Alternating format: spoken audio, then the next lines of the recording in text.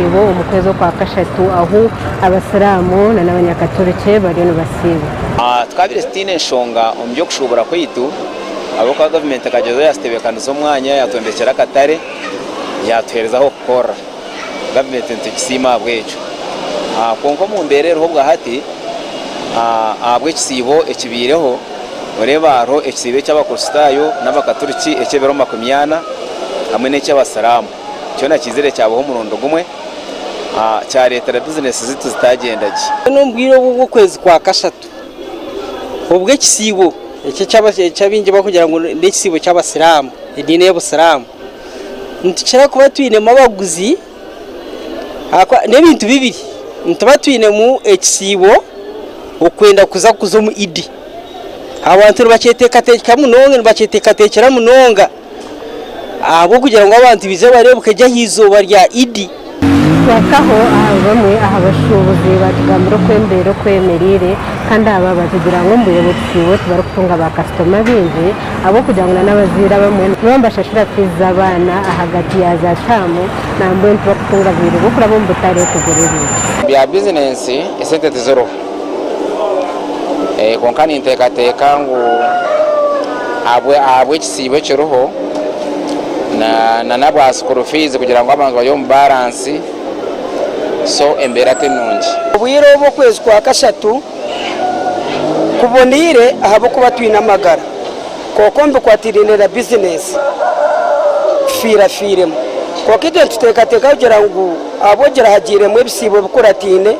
noreba biramwe kisibo cy'abakristayo hataza mu cy'abasalamu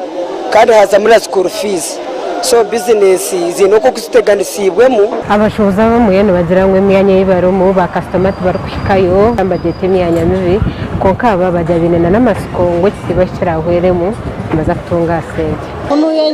akiri mishoko kare side ndizane abindi ba customer baraboko mishoko banoreba kuntu hafunzere abakorozo kuntu bantu yanaza kora muze kibisi hata kireba bei yamurema abona kuja kugura dry sibo kitambuzaje kwiyo kugira ngo kigiziremo mushana n'ikindi akasente nakake ebintu bikatandikire kutamburaje konka tukina amasiko ngo nibuza kutambura mu mishokwe kirebe kisibo kiriyo nikiruka kigiziremo buzibona kwiha business tuzikatambwire nkoko kureba kuno ya history yo mukatare nkanye ninguza Islamic wear konka abantu tubaka tumanyira history yabo kugira ngo umwanya gukira umusya tuyumula kuze kisibo kale ba customer bacendire twatufuna ba customers ninyesiga kale ntuzakora ekisibo cyarigamu ninga Easter yamaragarikamo chairperson wa Kataraka hanangereza abashobozi kugira ubugumisereza aho kuba ngo mbera nuko kwemerera myanya yona kureka te mu Kataraka konka yabaraganisa ngo mbera neza kuhinduka kandi we nawe no bakuyahembishoro wa hate na basakwija ayitizane nawe uko kuyakwasa mushashire kintu cyaho kanso nkitwa bebe mbeze kitwa kubasaka kora ninga kuyamba abashobozi ngaba bambagamba ngo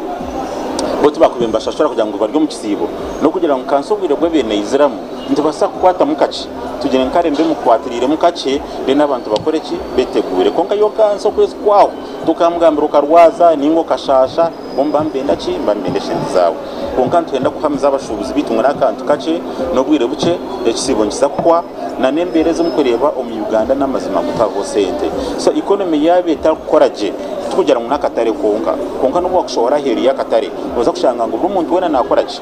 nara bati itwe nk'abantu abi n'amasiko tujya ngo nakire kace embera nzakoraki iziza kunomarizinga ko Sky TV ntuko yongera kwisi amakuru nkaga hage by'ubushobozi kurigije cyangwa cyo rumu kandi agaga kwisubaho ndetse naye